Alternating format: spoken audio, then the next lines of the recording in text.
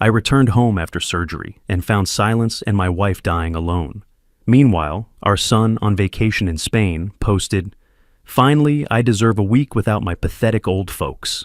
I grabbed my phone and made one call. Betrayal met justice. 15 minutes later.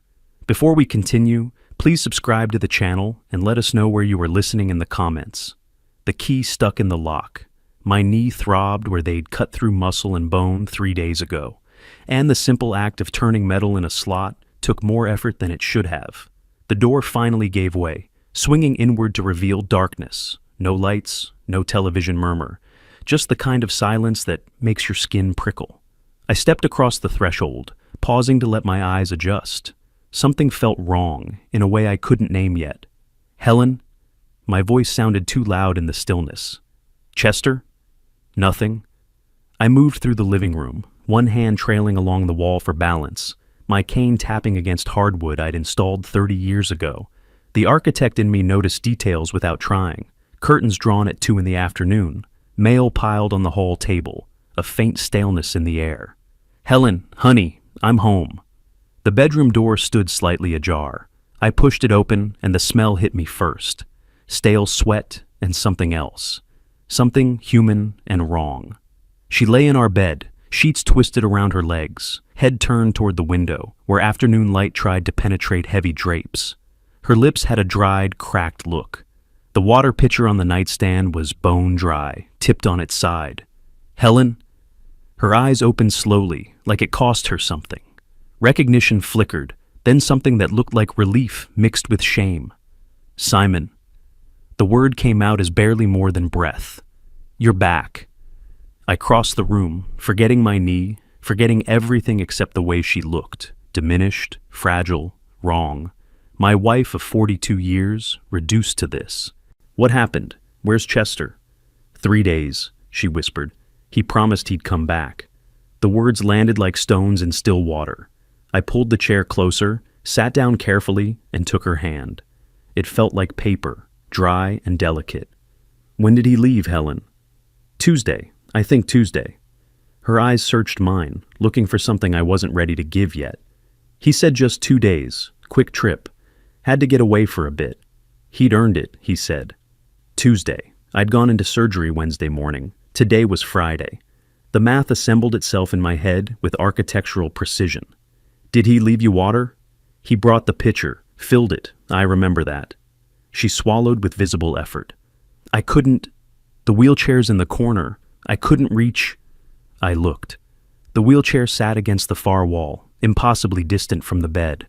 Chester knew his mother couldn't walk unassisted. He'd positioned it there anyway. "I'm calling for help," I said, pulling out my phone. "Don't be angry with the boy." I didn't answer that.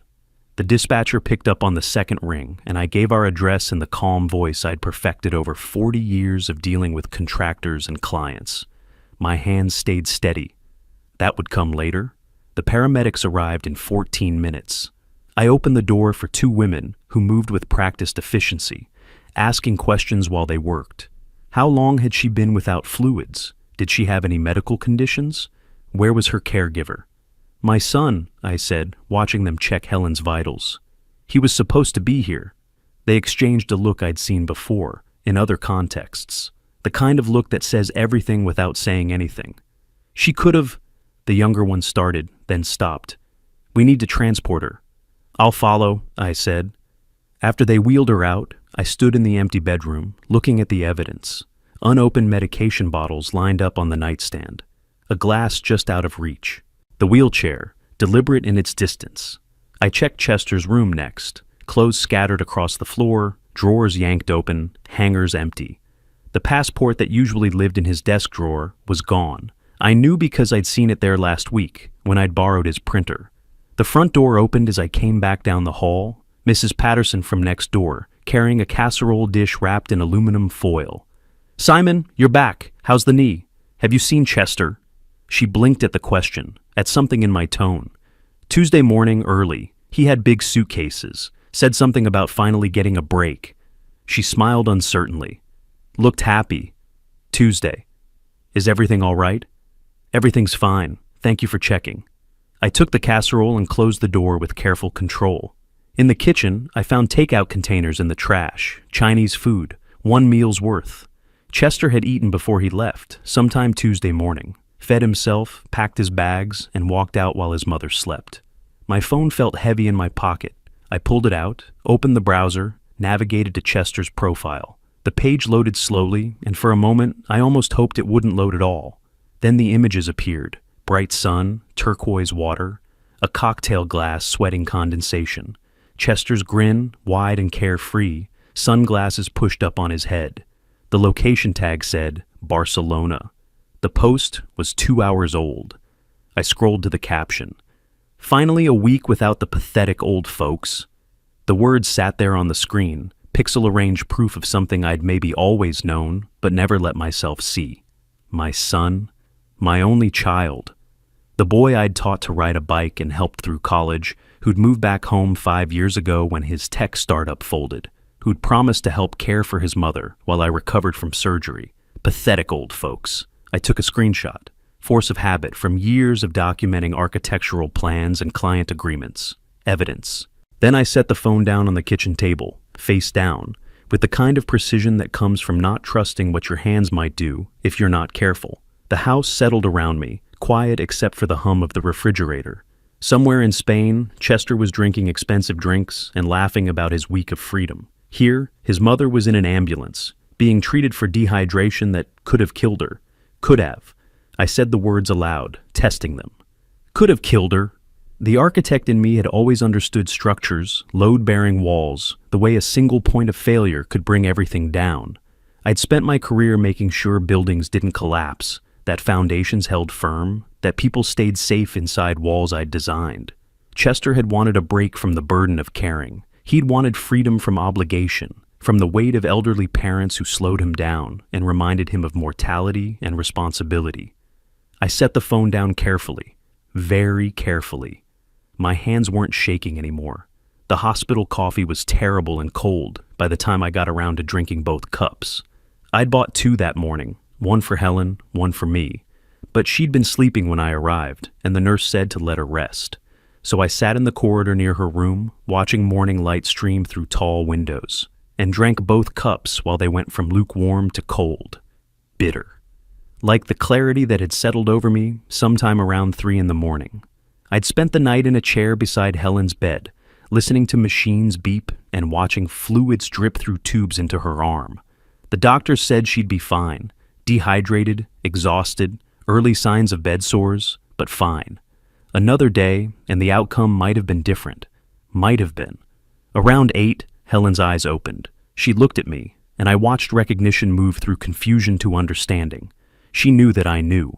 The truth sat between us like a third person in the room. "You saw his post," she said. I didn't answer right away. There wasn't much to say. "He didn't mean it. He's young, frustrated. She swallowed, and I poured fresh water into her cup, held it while she sipped. "We're difficult. You almost died, Helen." "But I didn't, and he's still our son. Promise me you won't—" "Rest," I said, squeezing her hand. "Please, just rest." She studied my face, looking for something. Whatever she found there made her close her eyes again. I stayed another hour, then told the nurse I'd be back later. The drive home took 20 minutes. My knee complained as I worked the pedals, but the pain felt distant, manageable. Everything felt manageable now, in a way it hadn't 12 hours ago. I pulled into the driveway and noticed Chester's car was still in the garage. Of course, he'd taken an Uber to the airport. Efficient. The kind of planning that goes into a successful escape. Inside, the house looked different in daylight. I'd been too focused on finding Helen yesterday to notice smaller details. Now I saw them. A coffee mug in the sink. Chester's laptop charger still plugged into the kitchen outlet. His favorite hoodie draped over a chair. And then I heard the refrigerator close. I turned. A woman stood in my kitchen, holding a yogurt and one of Helen's good silver spoons. Mid-30s, dark hair, wearing one of Chester's old college sweatshirts like it belonged to her. "Oh," she said, not looking particularly surprised. "You're back. Helen okay?" It took me a moment to place her. Stephanie, Chester's girlfriend. No, fiancée now, wasn't it? He'd mentioned her a few times, usually when he needed money for dinner or concert tickets. Why are you in my house? She raised an eyebrow, spooning yogurt into her mouth with Helen's silver. Chester's house, technically, eventually. She laughed, a short sound without much humor. I'm staying in the guest room. He said it was fine. He doesn't own this house. Yet. She set the yogurt down, leaned against the counter like she'd done it 1,000 times. But we both know he will. Old people don't live forever. The words hung in the air between us. I'd spent 40 years negotiating with contractors, dealing with difficult clients, managing conflicts with the kind of calm professionalism that kept projects on schedule. That training kicked in now, smoothing my voice into something flat and even. Get out! Make me! She smiled, and it wasn't a pleasant expression. Oh wait, you can't. Chester lives here, I'm his guest. This is my house, I built it, I designed every corner. And Chester's your only child, heir, sole beneficiary. He told me all about the will. She examined her nails, casual. It's sweet, really. You leaving everything to family. Things change. Not wills, not at your age. Too complicated, too expensive. She picked up the yogurt again. Besides, Chester said you're old school. You'd never cut off your own son. I moved carefully toward the study, each step measured. You'd be surprised what I can do. Where are you going? My study. Feel free to let yourself out. Behind me, I heard her laugh again, heard the refrigerator open and close, heard her moving through my house like she had every right, like it was already hers. In the study, I closed the door and stood for a moment, letting my breathing settle. The safe was behind the bookshelf, hidden in a cavity I'd designed into the wall when I'd built this place. Only Helen and I knew about it. The combination was our wedding date, which Chester had never bothered to remember. The door swung open with a quiet click. Inside, among other documents, was the will. I'd drawn it up 15 years ago, when Chester graduated college and we'd still believed he'd make something of himself. Everything split between Helen and Chester, with Chester getting the house when we were both gone. I pulled it out, carried it to the desk, laid it flat under the green-shaded lamp. The paper looked official and permanent, all those legal words arranging our lives into neat categories and clauses. Sole beneficiary. I left the will on the desk and pulled out my phone. Angela Ray had been my attorney for 20 years, handling everything from business contracts to estate planning. Her number was in my contacts under legal. She answered on the third ring. Simon, is everything all right? It's late. I glanced at the clock. 7:30. Not late, but later than I usually called. I need to change my will, completely. Remove my son. Silence on the other end, the kind that means someone's recalculating. That's significant. Can this wait until normal business hours? No, tomorrow morning, first appointment. This is urgent. Another pause.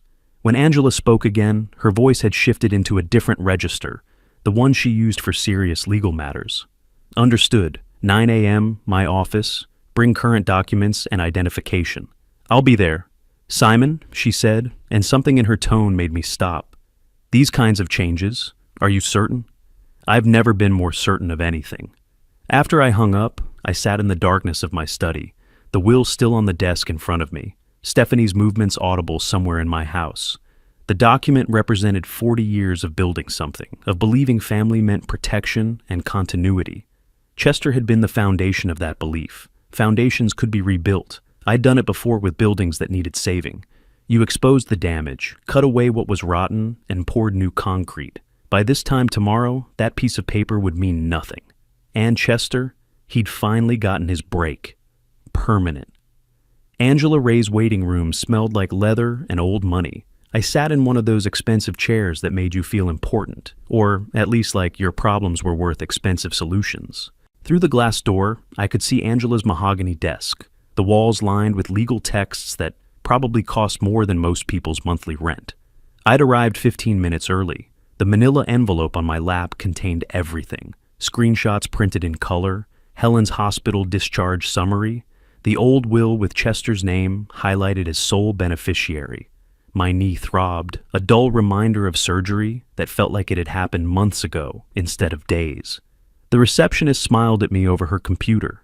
She's ready for you, Mr. Watkins. Angela's office was exactly what I'd expected. Professional, efficient, the kind of space where serious things got done. She stood when I entered, shook my hand with the right amount of firmness. "Simon, please sit." She gestured to a chair across from her desk. "Tell me exactly what happened. Start from when you got home." I arranged the documents on her desk in chronological order. Timeline first, medical records second, social media evidence last. The architect in me couldn't help but organize things logically, even when the content made my stomach turn. I found my wife dying. My son was in Barcelona, posting vacation photos. Angela picked up the printed screenshots, studied them with the neutral expression, lawyers perfect over years of hearing terrible things. "These are remarkably callous. That's my son, or who he's become." I tapped the hospital summary. "She was alone for 3 days. No water, no medication. Could have died, but didn't. No thanks to Chester." Angela set the papers down, folded her hands on the desk. "You want him removed from your will. I can do that. But first, let me show you something better." For the next hour, she walked me through Florida state law. Simple will changes, she explained, invited contests after death. Unhappy heirs could tie up estates in probate for years, especially if they claimed undue influence or mental incompetence. What's the difference between changing the will and creating this trust you're describing? A will can be contested for years. A trust is immediate, irrevocable in effect. She pulled a legal pad closer, sketched a simple diagram. You transfer assets now, control them while you're alive, designate beneficiaries who receive everything automatically upon death. No probate, no contest period. He can't fight what's already done.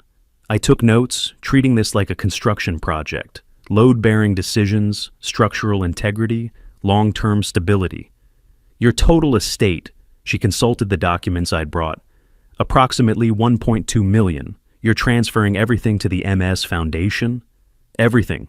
The house I designed, every dollar I saved. Chester gets nothing. Angela leaned back, and for the first time her professional mask cracked slightly. "Simon, I have to ask, is there any chance you'll reconcile? This is permanent in effect, even if legally revocable."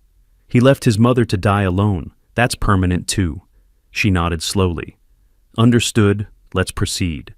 The document preparation took until late afternoon. Angela had templates, but each clause needed customization. Asset descriptions, trustee designations, beneficiary details. I read every paragraph before initialing, used my architectural drafting pen, the one I'd used to sign the final plans for the house 40 years ago. "How long does this take?" "We can have documents ready today, notarized tomorrow, effective immediately." "Do it." The next morning, I drove to Milton Willis's notary office across town. Milton was older than me, retired from a long career in real estate law, and I'd worked with him on several architectural projects decades back. "Simon?" He shook my hand carefully, eyeing my cane. "Heard about Helen. How's she doing?" "Better now. She's home." "Good, good." He gestured to the documents Angela had couriered over. "Let's make this official." The notarization process was methodical. Signature verification, witness statements, official stamps that made everything real in a way signatures alone couldn't. Each page got its seal, its proof of legitimacy. By late afternoon, I was back in Angela's office. The documents sat on her desk, complete and binding. "These documents are active now." Angela pulled up her email program. "Do you want Chester informed, or should we wait?" "Inform him, immediately." "He's still in Spain. This will end his vacation rather abruptly." "Good. He ended Helen's life abruptly. Fair's fair." Angela typed with practiced efficiency, attaching the complete trust documentation. Official notification with complete documentation. He'll have everything. Asset lists, beneficiary designation, legal language explaining his removal. Make sure he understands. This isn't a threat. It's done. She reviewed the email once, then looked at me. "Last chance to change your mind?" "Send it." Her finger hovered over the button for just a moment, then clicked. The screen showed the sending animation, that little progress bar that felt simultaneously too fast and too slow. "Done." Angela closed her laptop. "He'll have it within minutes." I sat there, watching the afternoon light angle through her office windows, and felt something settle inside me. Not peace, that would come later, if it came at all, but certainty. The first real move in a game I hadn't chosen to play, but one I'd finish on my terms. Thank you, Angela. Just doing my job.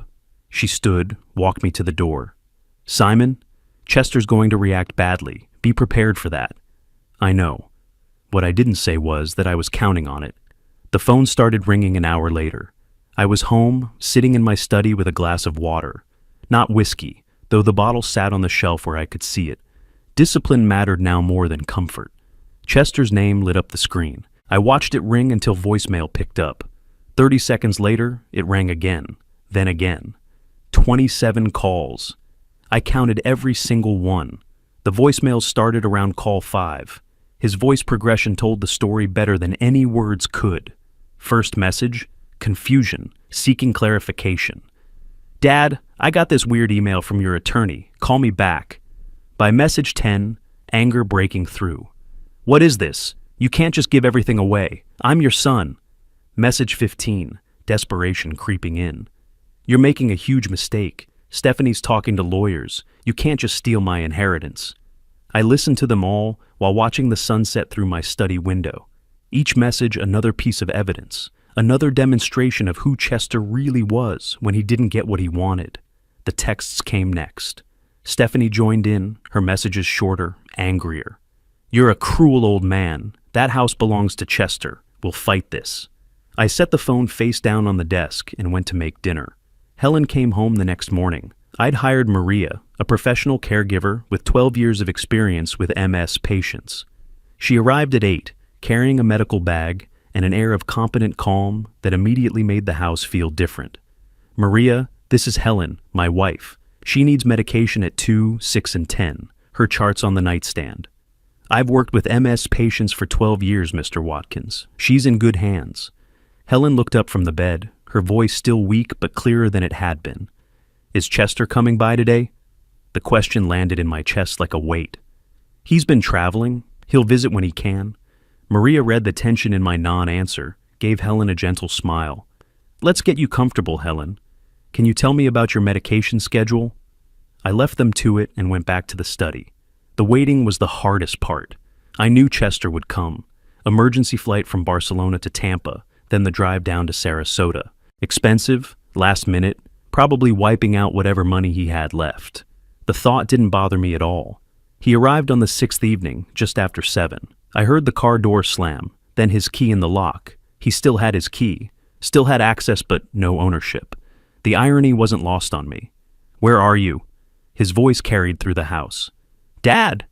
I stood in the living room, positioned carefully so my back was to the hallway, not the wall. Physical space mattered in confrontations.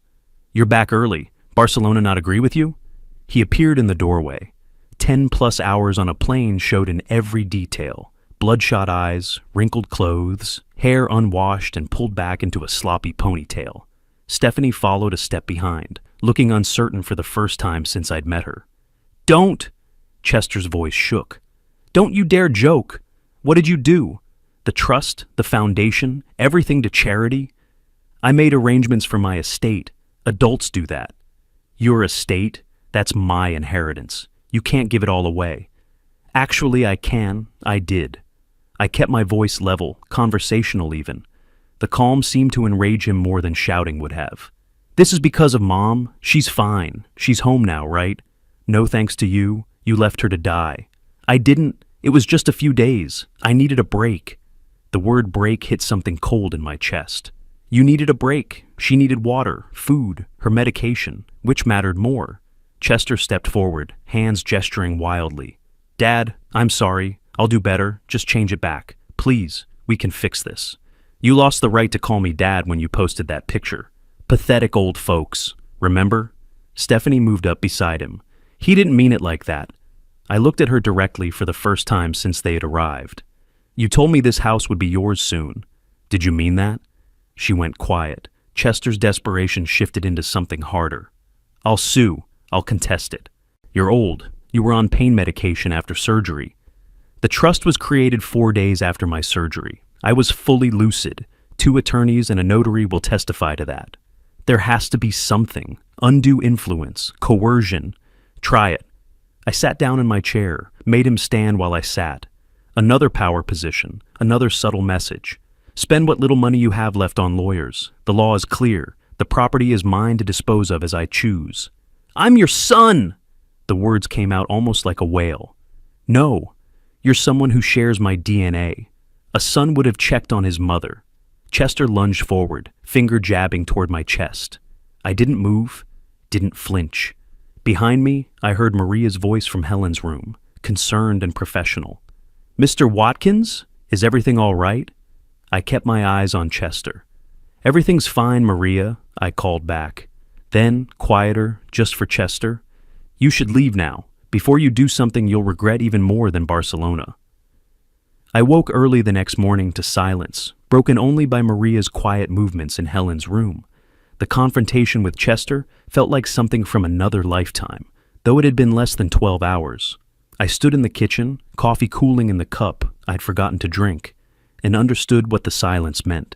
Chester and Stephanie were still here, still asleep in the guest room. They hadn't left. They weren't going to leave. This was going to be a siege. The next 2 weeks unfolded in a kind of toxic choreography. We avoided each other but shared the same space, passing in hallways without speaking, hearing each other through walls we couldn't escape. Chester made phone calls from the guest room, his voice rising and falling in frustration. I'd hear snatches through the thin walls, words like undue influence and diminished capacity and has to be something.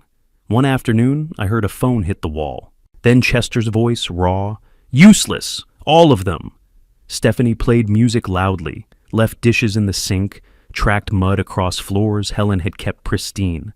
Passive-aggressive warfare, the kind that can't quite be called out, but grinds on you anyway. I focused on Helen, spent hours in her room while Maria worked, reading to her from old architectural journals she used to tease me about. Still boring after all these years, she'd say, back when she could. Now she just lay there, eyes closed, breath shallow. Maria pulled me aside one morning in mid-February. Her vitals are stable, but she's fading. It's not dramatic, just gradual.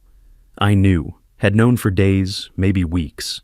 The way Helen squeezed my hand had changed. Less strength, more desperation, like she was trying to hold on to something slipping away. Simon? Her voice barely a whisper one evening. I'm here, right here. Chester, don't be too hard. I paused, choosing my words carefully. Rest now, everything's handled. Her fingers tightened weakly around mine. Love you, always, always. Sleep now. She did. For the next 2 weeks, she slept more than she woke, ate less, spoke not at all. Maria updated me daily with the clinical details, but I could see it myself. Helen was leaving, one breath at a time. March 2nd, early evening, Maria appeared in my study doorway. Simon, now. I followed her to Helen's room. The change in breathing, I'd heard about it, but experiencing it was different, shallow, irregular, like her body had forgotten the rhythm. I sat beside her, took her hand, talked quietly about our life together, the house I'd designed for her, the way she'd always known when I needed coffee, 42 years of small moments that built something larger than either of us alone. She didn't respond, didn't open her eyes, but her hand stayed in mine. Then, without drama or gasping, the breathing stopped. Just gradual stillness, then silence. Maria checked her pulse, looked at me, shook her head gently. I sat there for an hour, still holding Helen's hand, before I called the funeral home. Chester and Stephanie were somewhere in the house. I'd heard the television earlier. I didn't tell them, not yet. Not until I'd made the arrangements, chosen the casket, handled the details with the calm precision Helen would have expected. The funeral was 4 days later. Small service at a local facility. Just the space, nothing else. 10 people attended. Elderly neighbors, a few of Helen's former co-workers, Maria. I delivered a brief eulogy about Helen's strength and grace, kept it together because falling apart wouldn't honor her. Chester arrived late, stumbling through the door with Stephanie trying to support him. The smell hit me before I saw him, cologne failing to mask alcohol. He pushed past me toward the front of the room, grabbed the podium for balance, knocked over a flower arrangement. She was my mother, best woman. His voice broke. I loved her. I approached quietly, put my hand on his elbow. Chester, this isn't the time. Please go. He jerked away. You don't tell me. She's my mother. And you left her to die. Everyone here knows it. Leave with some dignity. You turned her against me. You poisoned. I'm asking once more. Leave now." Mr. Patterson and another neighbor were already moving forward. "Come on, son. Let's get you some air." Chester let them lead him out, still protesting. Stephanie followed, not looking at anyone. The service continued. We buried Helen under oak trees she'd admired. I placed a single rose on the casket before they lowered it. The week after felt longer than the 2 weeks before. Chester and Stephanie avoided me more, if that was possible. I processed my grief privately, sitting in Helen's empty room, going through photos with methodical care. Young versions of us stared back, full of hope and plans and the kind of naive certainty that life would work out. I placed the photos in a box, closed it, filed it away properly. Then I went to my desk, pulled out Angela Ray's business card, and picked up the phone. Angela answered on the second ring. "Simon, I'm so sorry about Helen. I saw the obituary." "Thank you. I appreciate that." I paused, looking at the guest room door down the hall. "I need your help with something else now. Chester and Stephanie are still living in my house. They won't leave." "How long has it been?" 3 weeks since the confrontation, a week since Helen's funeral." Papers rustled on her end. "Okay. Florida law is clear here. You need to serve them formal notice, 15 days to vacate. After that, if they refuse, we file eviction proceedings." "How long until they're physically out of my house?" "Realistically, if they don't leave after the court orders it, sheriff's removal takes a few days. 6 weeks total from today." 6 weeks. 6 more weeks of footsteps overhead, of hostile silences, of Stephanie's music and Chester's late-night drinking. Then we do it right, start the paperwork. The notice went out March 11th via certified mail. Milton Willis handled the sending. Everything documented, trackable, official. Chester signed for it on the 12th. I know because I had the tracking number, watched it update online. Delivered, signature required, received. I heard him crumple the notice, throw it across the kitchen. "Evict me? Your own flesh and blood?" I didn't look up from my newspaper. My flesh and blood left his mother to die. The courts don't care about DNA. "Where am I supposed to go? We have no money." "You had money for Barcelona. Figure it out." Stephanie tried diplomacy for the first time since Helen's death. "Simon, please. We can pay rent. We'll contribute." "No, this isn't negotiable. You have until the 26th. I mark the calendar in my study. Each day, a small X. March 14th, 15th, 16th. The house felt like it was holding its breath, waiting. They didn't leave. March 26th came and went. I took photos through my study window, Chester's car in the driveway, lights on in the guest room. Documentation.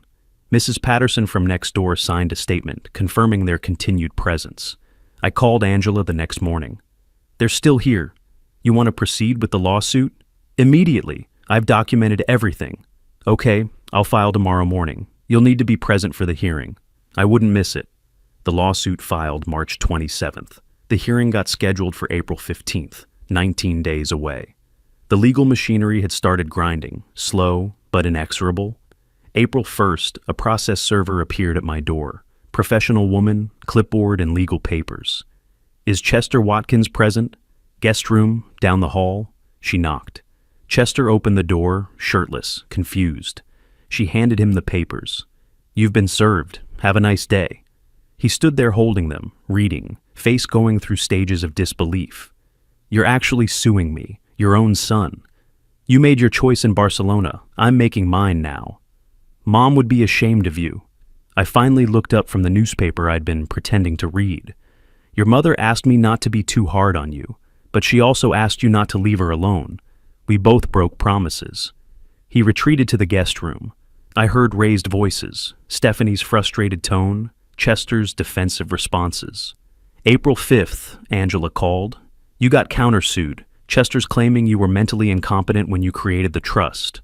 I'd been expecting this. Desperation makes people predictable. I was 4 days post-surgery, knee replacement, local anesthetic, some mild pain medication. Were you impaired during our meeting? You were there, was I? You were sharper than most clients." Her voice carried certainty. "We have witnesses, me, Milton, my paralegal, plus video timestamp from office security showing you lucid and deliberate. So he can't win. He can try, but this is desperation, not a legitimate legal strategy. It'll fail. Question is whether you want to countersue for frivolous litigation. I considered it. More legal fees for Chester, more pressure, more consequences. Let's see how the eviction hearing goes first. Fair enough.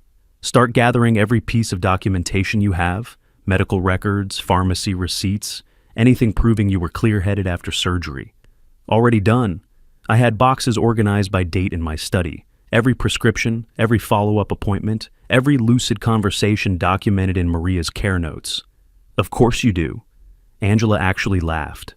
Simon, we're going to bury this claim, and then we're going to bury him in that eviction hearing. I smiled for the first time in weeks. That's the plan.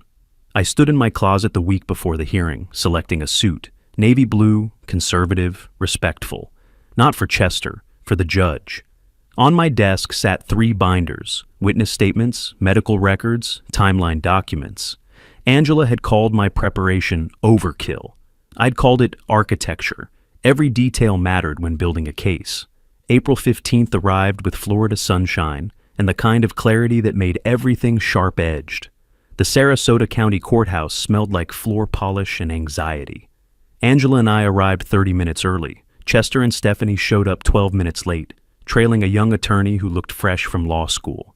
Judge Martinez was middle-aged, efficient, the kind of person who'd heard every excuse twice. She read through the filings quickly while we waited. Mr. Watkins, you're evicting your son from your home. Can you explain why? I kept my voice level. Your Honor, Chester Watkins abandoned his bedridden mother for a vacation overseas. She nearly died from neglect. He's not my son in any meaningful sense anymore. Chester's attorney stood quickly. Objection. Irrelevant to the eviction proceeding. Overruled. Judge Martinez didn't look up from the documents. It establishes why there's no informal family arrangement. Mr. Watkins has legal right to his property. Angela presented our case like she was building a wall, brick by brick, certified mail receipts, timeline documentation, no lease agreement, no rent payment history. Chester's attorney tried the hardship angle. Nowhere to go, family dispute, not legal matter, but it fell flat against the evidence. The ruling took less than 20 minutes. Chester Watkins must vacate the property by May 15th, 30 days from today. Chester shot to his feet. This is my home. Judge Martinez's eyes went cold. Sir, one more outburst and I'll hold you in contempt. This is my courtroom. He sat down. I remained silent throughout, letting the law speak for itself. The competency hearing came a week later, April 22nd. Same courthouse, different room, bigger, more formal, higher stakes. Chester's attorney presented their case first. My age, 68. The surgery timing, 4 days post-operation. Pain medication records showing prescriptions filled. Then Angela began dismantling it. Medical records. I'd been prescribed only mild over-the-counter pain relievers, not narcotics. The surgeon's affidavit, minor procedure, local anesthetic, no expected cognitive impairment. Security footage from Angela's office building, timestamp, February 12th, showing me clearly articulate and purposeful, asking detailed questions, making specific decisions. Milton Willis took the stand next. Mr. Willis, in your professional opinion, was Simon Watkins competent when signing the trust documents? Absolutely. Milton's voice carried decades of authority. I've notarized thousands of documents. Mr. Watkins understood every clause, asked specific questions, made deliberate choices. Textbook competency. Chester's attorney tried. But he was 4 days post-surgery.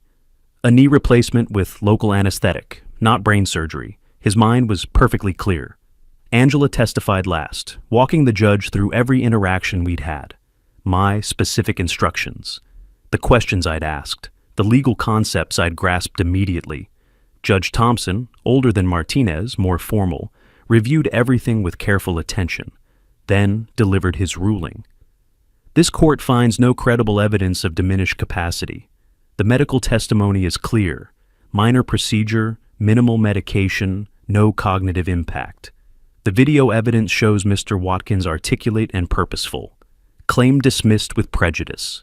Mr. Chester Watkins is barred from refiling this claim. Chester's head dropped into his hands. I heard a sound, something between a sob and a gasp. Stephanie put her hand on his shoulder. I stood, collected my binder, and walked out without looking back. Early May brought their final desperate move. I'd installed security cameras after Chester moved back in. Just basic doorbell models, but they covered the driveway and mailbox. May 1st, I went grocery shopping. When I returned, Mrs. Patterson flagged me down. "Simon, I saw Stephanie at your mailbox earlier. Looked like she was going through your mail." I thanked her, went inside, and pulled up the security footage. There it was. Stephanie watching my car leave, walking to the mailbox, sorting through envelopes, looking over her shoulder repeatedly. May 3rd, I called the police non-emergency line. 2 officers arrived that afternoon. I showed them the footage, explained the situation. They interviewed Stephanie while Chester was out, apparently at a job interview, though I doubted that would lead anywhere. "Ma'am, why were you going through this mailbox?" Stephanie's voice wavered. "I was checking if my mail had arrived. I'm staying here temporarily." "Do you have legal residence here?" "Chester lives here. I'm with Chester. Mr. Watkins says Chester is being evicted. You're not supposed to touch this mail. Clear?" "Yes, clear." The officers wrote up a report. Federal mail interference, 18 U.S.C., made reference 1708. Not enough for criminal charges, but enough for an official record. They warned Stephanie not to touch the mailbox again. I filed the police report in my binder with everything else. The days crawled toward May 15th. The house atmosphere had moved beyond toxic into something else. Defeated acceptance. Chester stayed in the guest room mostly, barely speaking. Stephanie packed systematically, reality settling in. May 10th, a small moving truck appeared in the driveway.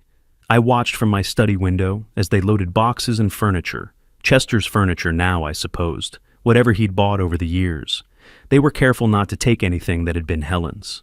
The day after Chester moved out, I sat in my study with a private investigator's report. I'd commissioned it back in April, during the court battles.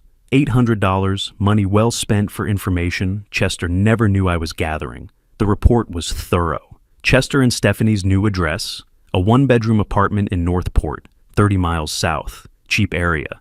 Monthly rent, $1,100. Stephanie's new job, retail at a department store, $13 an hour. Chester's employment status, unemployed, job hunting. There was more. The house I'd given Chester 5 years ago, the one he'd lost to a property owner named Herman Olson in a poker game. The PI had tracked that down too. Herman Olson, 53, professional gambler, owned 6 rental properties across Bradenton, lived at 847 Palm Avenue. I'd spent the week planning. Now, May 20th, I drove north toward Bradenton. Herman's house was nice. 2-story Mediterranean style, well-maintained yard, expensive cars in the driveway. The kind of home that came from successful business, whether legal or not. He answered the door himself. Big man, solid, with the kind of handshake that meant something. "Mr. Olson, I'm Simon Watkins. I believe you won a house from my son in a poker game." He studied me for a moment, then nodded. "Come in." His living room was comfortable, professional. I noticed the poker table visible through an archway. Green felt, good lighting. This was where Chester had bet everything on nothing. "Your son's a terrible poker player," Herman said, pouring coffee I hadn't asked for. "Worst I've seen." "He's terrible at a lot of things. Poker's just one of them." Herman smiled slightly. "I'm guessing you're not here for sympathy." "I'm here to buy the house back." "It's not for sale. Good property, decent rental income." I pulled out the deed from my briefcase. When I gave that house to Chester 5 years ago, there was a deed restriction. No transfers for 10 years without my consent. Herman's expression shifted. "I didn't see any restriction. My attorney checked." "Check again. Section 4, Clause B. It's recorded with Manatee County, public record since 2020. He took the document, read carefully. His jaw tightened. "This says, you're saying the transfer isn't valid. I'm saying you're holding property you don't legally own, which makes this conversation very important for you." Silence stretched between us. I watched him calculate, the way good poker players do. "If what you're saying is true, why offer to buy it? Just take it back through court." "I could, but litigation takes time, costs money. I'm offering you a clean exit, $320,000. You walk away whole." I paid more than that. Chester's debt was $360 plus. Chester's debt isn't my problem. Current market value is $340,000. I'm offering $320. That's $20,000 under value. Take it or risk losing everything in court." He leaned back, studying me with new respect. "You've got steel, old man. All right, $320,000. 2-week closing. I'll have my attorney draw up the papers." We shook hands again. This time it felt different. Two men who understood the game, even if we'd been on opposite sides. "He said this house was his future," Herman said as he walked me to the door. "Bet it all on a pair of 8s. That sounds like Chester, betting everything on nothing. You're cleaning up his mess. That's rough. I'm done cleaning up after him. This is the last one." I drove back to Sarasota with the windows down, warm May air filling the car. Herman would have his attorney contact Angela by end of week. 2 weeks after that, I'd own both houses, the one I'd built and the one I'd foolishly given away. Chester was in Northport, working retail if he'd found anything at all, living in a one-bedroom with a girlfriend who was already looking for the exits.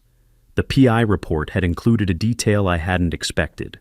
Stephanie on her phone outside their apartment, voice raised, saying, "I can't do this forever." Chester had no idea what I'd just done, no idea I'd recovered what he'd lost, and he wouldn't know until I decided to tell him, if I decided to tell him at all. That uncertainty, that was its own kind of justice. The closing attorney's office in Bradenton had that polished, professional atmosphere where serious transactions happened. May 31st. Herman Olson sat across from me, both of us flanked by attorneys. Documents slid across the mahogany table, deed transfer, wire confirmation, keys on a small ring. $320,000 changed hands electronically. Numbers on a screen, wealth redistributed with keystrokes. Herman signed the final page, pushed it toward the notary, then looked at me with something that might have been respect. "You know, I actually feel bad for your son, losing this place the way he did." "Don't. He didn't lose it. He threw it away. There's a difference." "Fair enough." Herman stood, offered his hand. "You played this smart, clean. Wish more people handled things like this." I shook his hand firmly. "I'm not handling things. I'm correcting mistakes, his and mine. The mistake of giving him too much, the mistake of thinking he'd earned it." I drove back to Sarasota with 2 sets of keys, 2 property deeds. At home, I placed both deeds in my safe, side by side. One house I'd built with my own hands. One house I'd given away foolishly and now recovered. Combined value, over $1 million. Chester had no idea. That ignorance was about to become useful. June 5th, I met with Angela in her office. One more legal action, final psychological strike. She pulled up Florida statutes on her computer. "Tell me what you're thinking." Filial responsibility. Statute 742.031. Adult children financially responsible for parents' medical care under certain circumstances. Angela leaned back, studying me. "Simon, this claim is weak. Florida filial responsibility is rarely enforced. Judges don't like it. You paid for Helen's care voluntarily. Hard to prove necessity under the statute. You likely can't win this." "I don't need to win. I need him to think he could lose." Understanding crossed her face. "You're weaponizing the legal system for psychological warfare. I'm using every tool available, just like Chester used my trust when he abandoned his mother." She drafted the letter over the next hour. $47,000 in medical costs, Nurse Maria's wages, medications, medical equipment, doctor visits. Every receipt I'd saved, every invoice, itemized in legal language. Failure to respond within 30 days will result in filing lawsuit in Sarasota County Court. I reviewed the draft 3 times, made edits to strengthen the threatening tone, watched Angela seal the envelope, affix the certified mail label. The letter arrived at Chester's Northport apartment on June 6th. I didn't need to be there to know what happened next. Mrs. Patterson's nephew, the landlord, reported the highlights. Chester received the certified letter, had to sign for it.